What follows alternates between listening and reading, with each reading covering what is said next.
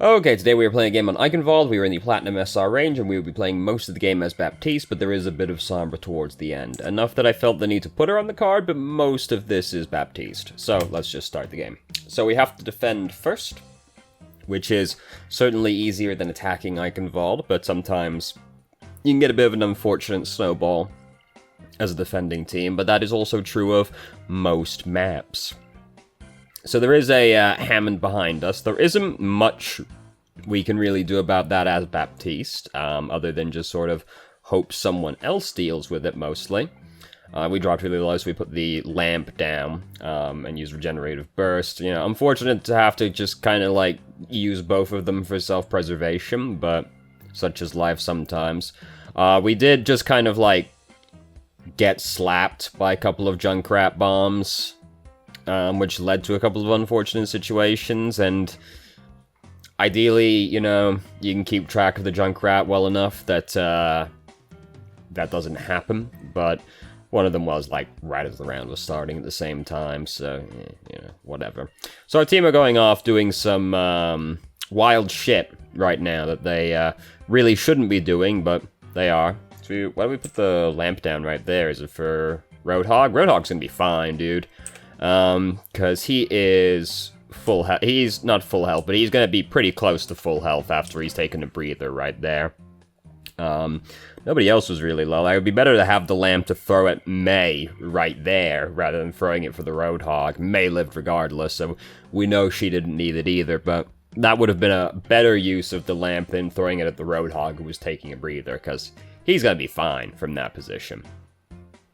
So our team are off doing some real wacky shit again. Genji's coming in with Dragon Blade. We put the lamp down. Unfortunately with Dragon Blade is Genji can sometimes kill you because he can be hitting you and the lamp at the same time. And unfortunately, our lamp was broken, and then we hear Riptire. So, you know, that's the unfortunate thing when you've only really got like one get out of jail free card like that with the lamp or a defensive ultimate. If they just use two ultimates a little bit spread out, it's the worst thing that can happen to you, dude.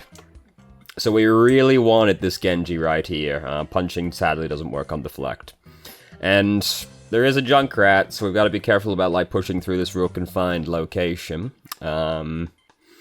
Really, we shouldn't be trying to like contest the point at all from that position because there's just basically no way. But our teammates were running up to try at the same time, so unfortunately, sometimes if your team's doing dumb shit, you've got to go do dumb shit with them. As saw earlier at the start of this round when our team was real up, you know, that means we're going to have to be up as well to actually help them rather than, you know, just watching them die, basically. So our team are still, like, this was not exactly a good position. They were further up than they should have been. We've dropped down the amplification matrix now, but unfortunately, people are just sort of pressing right up into us. Mostly just Bridget, though. Minefield was there, but we had no interest in going in that direction, really, so the minefield didn't end up being too threatening for us. Imagine if he had just dropped the minefield, like, right on top of our matrix. Wouldn't that have been just the worst? Reinhardt, did you just try to charge through that? My man just tried to charge towards us through that blizzard instead of away from us. And that just sort of sums up Reinhardt players right there, doesn't it? He could have gotten out. Like, if he had charge, he could have gotten out. But no, he decides not to. So that's a very risky maneuver where we just walk right into them right there, and we know there's like a Junkrat in that room as well, and we just walked right into them as Baptiste, which we definitely shouldn't do. Baptiste is the kind of hero where we want to be pretty far away from the bad men. Walking into them gains us nothing as Baptiste. Except them maybe being a little easier to hit. You gotta think a step ahead when you use the lamp to counter this situation, because he is definitely gonna pin one of these people. Now, fortunately, he's gonna push them both back into the same spot.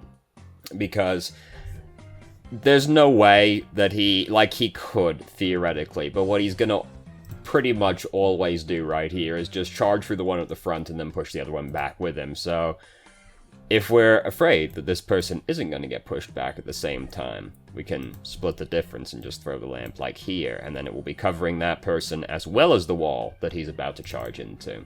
But realistically, we can throw the lamp like way back next to the wall and it'll get both of them because of how the Reinhardt's going to move. But we gotta think a little bit ahead when we're using the lamp for Earth Shatter, because Ryan's gonna go for the pin, and then we jumped down on top of these men, which is also not a good idea. And I don't really know why we decided to do that, because there's nothing we could have ever done for this person down here outside of the lamp, so all that's happened now is we've jumped down into the bad men, and the bad men have now killed us. We would have probably died anyway, given Junkrat just used Riptire, but we certainly made it easier for them by just jumping right down on top of the Reinhardt. There was nothing we could do for them at that point. We had already failed to use the lamp to save them, so nothing else we can do. Better just leave them at that point. So we've almost got the Matrix built up again, which is nice. Arissa's up here on the high ground, which is she doesn't get to stay up here, unfortunately for this, because you know, the thing is with, like, I'm trying to properly think how to format what I'm about to say right here. Arissa shouldn't be up there because she's the one that needs to be contesting the cart. The thing is with, like, bunker comps and, like, long-range defenders is, like, the Arissa usually wants to stay up on the high ground as well, but that's not really how things get to go, unfortunately, is, like, the Arissa is going to have to go down to contest the point at some point because she's the tank. She doesn't really get to, like, stand up on that ledge, really. But she decided to go up there as they're just, like, pushing the payload underneath us, so, you know. That's nice. So we've managed to fend them off. Junkrat's still around over here, but all he's doing is staggering himself. Don't really need to use the lamp yet, because we can see that Roadhog's taking a breather. Junkrat's never going to kill him through that. But at the same time, the bad men are regrouping at this point, so the lamp will have time to cool down before they get back up, and it does just negate the risk of anybody dying. But the real good news is just Junkrat staggered himself extremely hard right there.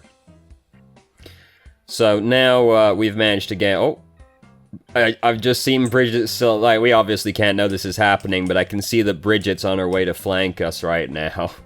Because this splotch over here, this is Bridget making her way through the castle towards us right now. So that's very exciting. Oh, no.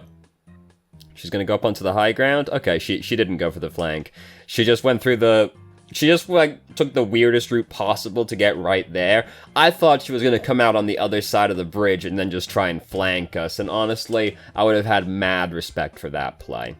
It would have been definitely the wrong play, but it's definitely a power move.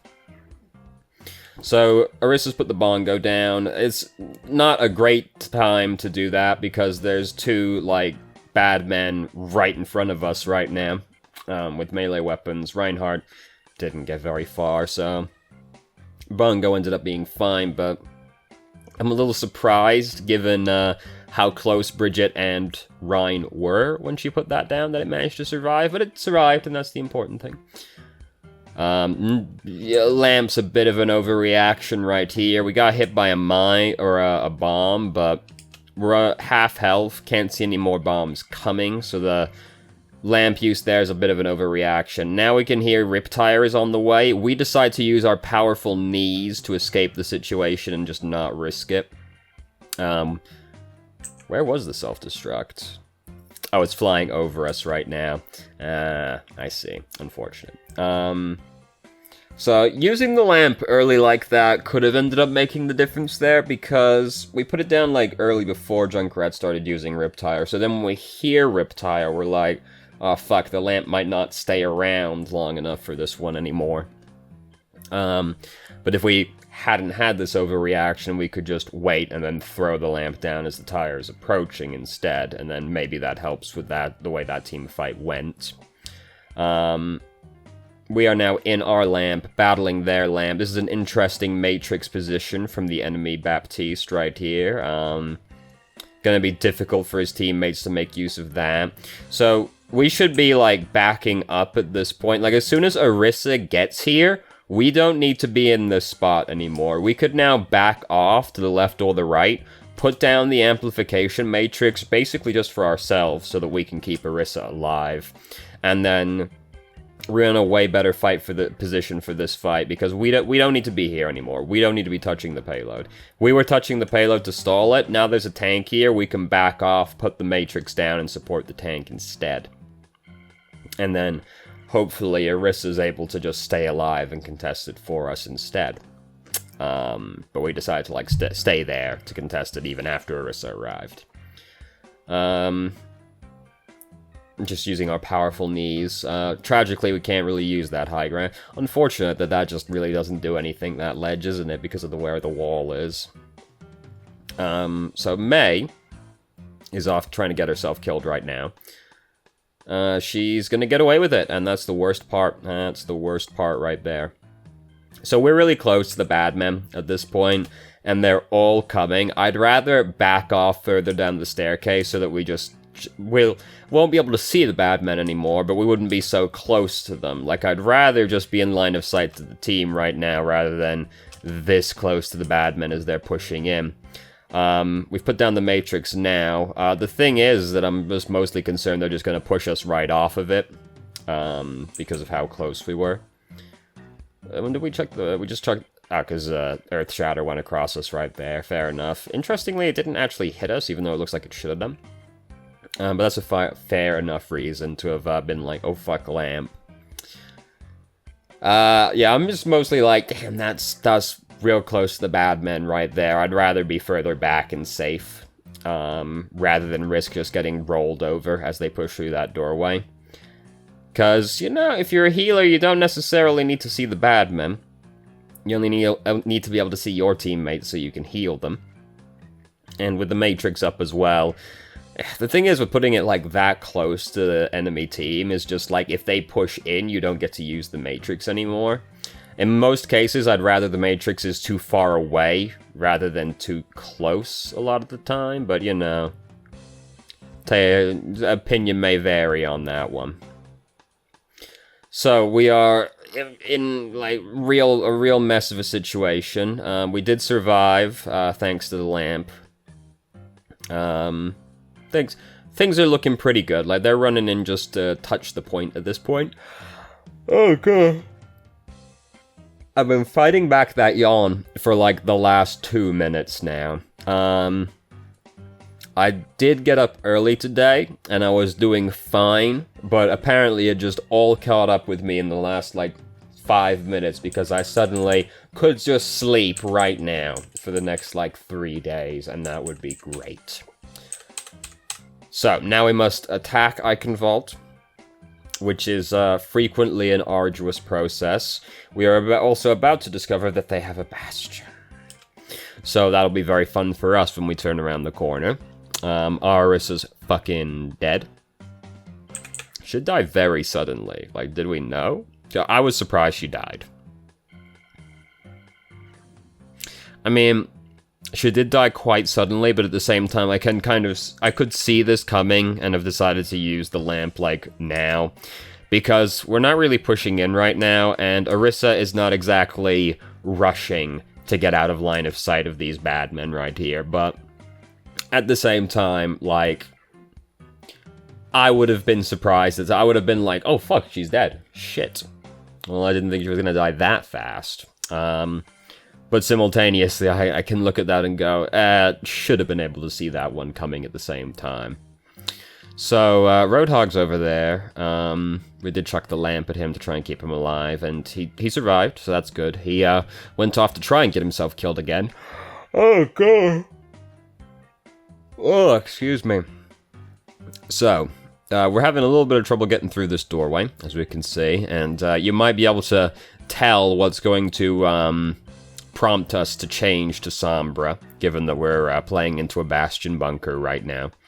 We've almost got amplification matrix now, and we decide to drop it down right here. My main concern with putting it down right now is basically that they're real close to something that they can just break line of sight, because they're just right next to that wall. So my fear in that situation is just putting it down and then they go, alright, and then they walk back around the wall, which is more or less what happened, but, you know, that's gonna most of the time be a risk with Baptiste at the same time, is people doing that. May just use Blizzard, and I'm trying to figure out where exactly it went. Did it ever appear? She threw it then. She didn't die, so she didn't drop it. Where the fuck is the Blizzard? Oh, did she throw it? She's, like, behind them. Did she, like, throw it into that room back there? I don't know. She used Blizzard, and I don't know where it was. So, it was a great blizzard, as we can tell. So, yeah, that didn't go, particularly well. It's not getting any better as time goes by. Bunny hopping up here like this is actually making it easier for us to get hit because we're exposing ourselves to the enemy more as we're doing this. Because as we jump, then suddenly, oh, our whole body comes into view over the ground. But if we just don't jump, they have to aim at the much smaller part of us that's just poking at the top over it. Rather than going, well, I just wait for Baptiste to jump, and then, like, his whole body is in view again. So we'd have a comparatively smaller hitbox. Bunny hopping around in general, a lot of the time, if the enemy is paying attention, can make it easier to get hit. Because when you jump in Overwatch, you can't really alter your momentum once you've jumped. You're pretty locked into that arc. You can alter your momentum a little bit, but you're pretty much going that way at that point. So if you're doing a lot of bunny hopping and the enemy's paying attention, they can just wait for you to jump, and then, oh, that's the arc he's going in, and it makes it easier to hit you at that point because they can just watch for your jumping. So bunny hopping in general can make it easier for you to get hit, but particularly in that situation where we were on the high ground. So that was very scary for us. We almost died, but we didn't die, so we were pretty much peak effectiveness, or efficiency right there. So the hard thing here is getting across that choke point right there.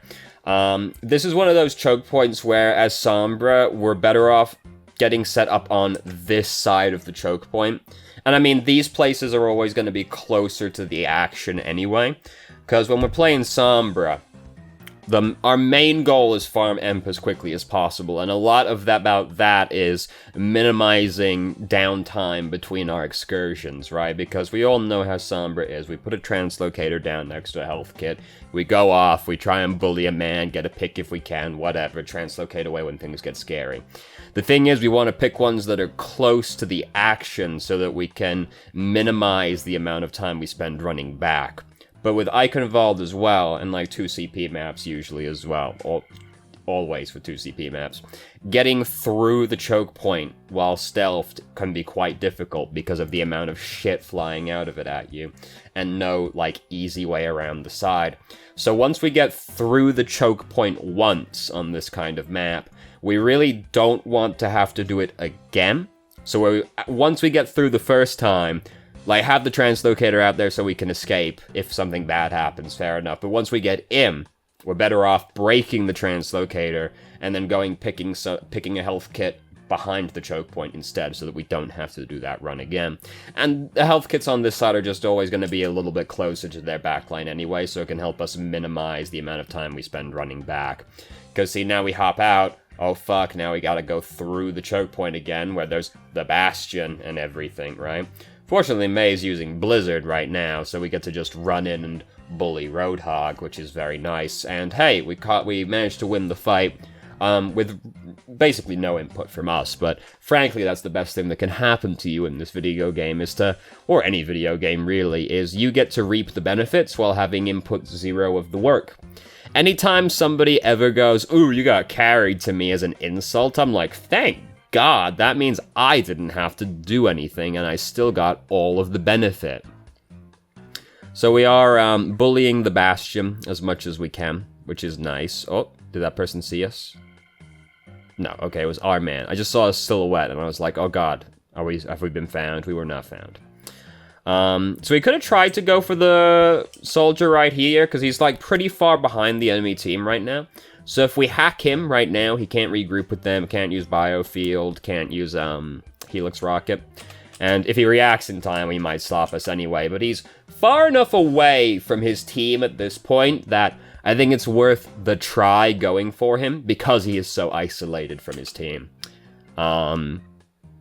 Soldier not always the best person to hack, but he was far enough away, I think it was worth the attempt, just to see if we could get anything out of it. So we've got Emp built up right now. We decided not to use it right there.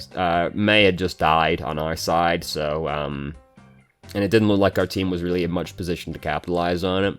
So hopefully we're pushing tab a lot to see what our teammates have got ult-wise as well, because... are we about to push it? Because I was going to say is it would be sick to use the Emp with Death Blossom, seeing as Reaper's close to having his ult right now, but we're pushing in, we're just like pretty committed to this team fight at this point. Unfortunately, we used Emp after Bastion has already used Configuration Tank, and I went back to try and figure out when he used Configuration Tank, but I just can never figure out where his voice line is for that. Fucking Bastion, man. So it ended up not working out, unfortunately. I do think it was a justified time to use Emp, because we were pretty invested in that team fight at that point, but when I look at our teammates and I see that Reaper was so close to having Death Blossom, and that May is now really close to having Blizzard, it's better to try and combo it with those ultimates rather than just using it in a general team fight, because then they can't do anything to stop the Death Blossom. So, you know, Sombra, if you've got, like, these big team ultimates, like, if you've got a May on your team, like, imagine if we could Emp right now, right as she throws the Blizzard in. That would be very upsetting for the enemy team. It's upsetting for the enemy team regardless, but it would be even more so. Try not to stand perfectly still, because we stopped right in front of that Roadhog, and Soldier was, like, sick, and we just died. Try not to stand perfectly still. Especially if you play May, because Mays always do that. Stop right in front of the frozen person to line up the headshot. If you've got, like, anybody on the enemy team that's, like, precision, like, if you got a McCree, Widow, Hanzo, Ashe, and there's a May on the enemy team, if May starts freezing someone on your team, that's, like, almost a free kill for you, because you know May's gonna stop moving in the next couple of seconds. They always do, dude. They always do. Because it would be embarrassing to miss the headshot. But to me, it's more embarrassing to really want the headshot and then fuck it up like that. So hopefully we're pushing tab, but it looks like... It really looks like we're about to push Emp, but I'm really just, like, looking at our ult charges right now, like, oh, but we're about to use it right before May has Blizzard again. May is, like, fucking out of control also. Can we appreciate that she's at, like, 90% ult charge again, having used Blizzard, like, a minute ago? That's pretty incredible. So we do use Emp right there. I just pushed a button I didn't want to push. And we translocate out. As we can see, there's not a lot of time left on the video. Oh, May managed to get Blizzard up. Okay, sick. Awesome. So I'm just like, oh gosh, she's so close to having it. What if we use it right now, and then she doesn't actually get it in time, and then oh, what a beautiful combo it could have been. But no, she managed to build it up in time, so great. I was very scared, because there are a great many times where I've seen someone use their ult, like, usually this happens with the Annas, where they decide to nano boost the Genji because he's at like 90% ult charge, and they're like, he'll get it. And then the Genji proceeds to miss every shuriken and not build Dragon Blade until right as nano boost is ending. Very upsetting. I've seen that one happen a lot. Sadly. So, hey, here we are. Mandalore Gaming, still a big fan. Still like Seth, but fair warning, might find his style of comedy a bit offensive. Joseph Anderson is a fairly insightful reviewer, but at the same time I find extremely overly nitpicky about things, where I'm usually like, oh god, dude, fucking relax, Jesus Christ. Big fan of Jim Sterling. Haven't watched this. Don't really like Ratchet & Clank. I did when I was like 12, but I'm kind of over it now. So great job, YouTube algorithm. You have gotten it all correct, but by going for the extremely low-hanging fruit of it being all but one of them is people I already follow. And I've already watched all of these videos, in fact, but, you know, you gotta take what you can get, I suppose, if you're YouTube. So, let's go over to the email. So there were a couple of questions in the email. First off, as Sombra, should I continuously harass the backline in Bastion until Emp gets built up, or should I hack the Bastion whenever the team fight is about to start? So hacking the Bastion is basically never going to be a bad choice, just because you're minimizing his time spent in turret form, which is kind of the whole point of Bastion, right? So that's always going to be good to do. It's just ideally we're harassing and building Emp at the same time. But hacking the Bastion is good, yes. Our primary goal as Sombra is build Emp as quickly as possible, but, you know, hacking the Bastion, it's always going to be good to do. It's never going to be bad to hack the Bastion. It's just we're hopefully harassing and building ult charge at the same time, basically.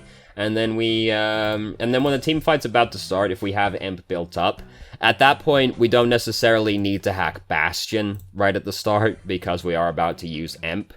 So we can instead engage the fight, use Emp, and then as the Emp is wearing off, we can rehack someone to make them just the saddest boy in the world. And that might be Bastion that we decide to do that to, but it will most commonly just be the person that has their ult. Or, if multiple people have the one with the scariest ult, or the person who is just the saddest boy to be hacked. Like, if nobody's got a great ult we're trying to deny, then just hacking, like, the, Sigma, again, will make him a very sad boy or something, you know, like that, but, ideally we're doing both. We're spending a lot of time harassing, and we're spending a lot of time hacking Bastion. Conveniently, we can do both things to the Bastion, so, you know. 2, I faced team comps before, where they had a bunker set up, except they also had a Doomfist that harassed the support. As Sombra, if I see that again for some reason, should I go for the bunker or go for the Doomfist? A lot of that will depend on your particular game. So what you're really going to have to do, if you encounter that situation again, is you're really going to have to ask how much work is Doomfist doing, exactly. Because that's going to be the main thing that decides this. Because if Doomfist is, like, harassing your supports, but it's not really converting into anything, like, he's not necessarily getting any kills, maybe he's dying in retribution, or he's just kind of, like, spending a fair bit of time, like, harassing, but just not getting any kills, it might be more in your interest to just continue going for the bunker, because the Doomfist isn't putting in that much work. Similarly, if you have people on your team that can also deal with Doomfist, so a McCree, a Roadhog, a Bridget, you know, these are people that can also stop Doomfist, not as thoroughly as Sombra, but they're people that can play against Doomfist as well, right? They're also Doomfist counters. Just not as hard as Sombra. If they're on your team, then you don't necessarily need to spend as much time going for the Doomfist either, because you can expect them to realistically be able to deal with it.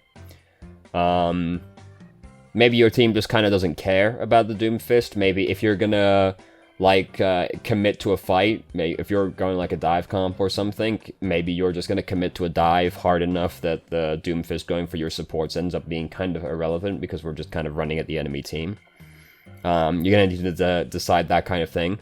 So basically it's gonna come down to, like, is the Doomfist actually doing anything? If not, then go for the bunker. Simultaneously, do I have teammates that can also deal with Doomfist? If yes, well, still kind of a little bit of the previous one, we're gonna have to see if they're actually doing it, right? Just because you've got people that can counter Doomfist doesn't necessarily mean they're doing it. But if you've got people on your team that can counter Doomfist, you should also be able to go more aggressively for the bunker, because you've got people that can cover the Doomfist situation. So, the answer is, it will depend on both how good the Doomfist is and how good your teammates are. But if the harass isn't turning into anything, you'll probably be able to just ignore him. But at the same time, there's the other stance you could take on it, where if the Doomfist is going in on my backline, right?